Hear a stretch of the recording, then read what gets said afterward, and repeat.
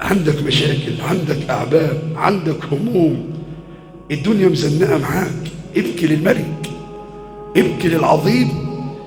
هو مين اللي هينفس عنك كربك؟ مين اللي هيفرج همك؟ مين اللي هيقضي عنك دينك؟ مين اللي هيحل لك مشكلتك؟ الله.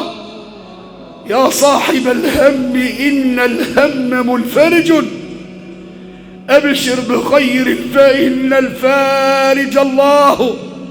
اليأس يقطع أحيانا بصاحبه، لا تيأسن، لا تيأسن فإن الكاشف الله.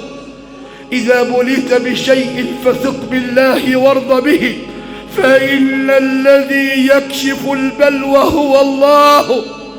فالله لك في كل وقت لك الله. اوعى تلجأ لبشر، اوعى تتذلل إلا إلى الله. أي مشكلة عندك، أي هم، أي مصيبة، أي كرب، الجأ أنت بس إلى الله، والله ستجد الحل، لأن الله يستحي.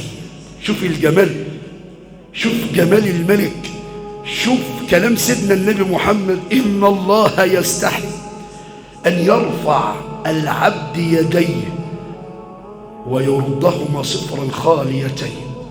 تخيل، الله تبارك وتعالى يستحي ان انت ترفع ايدك ويرجعوا فاضيين. لازم بفضل الملك يستجيب لك دعائك، وإن لم فبيزيدك في حسناتك ويدخر لك دعوتك يوم القيامة، يحط بها عنك الخطايا والذنوب.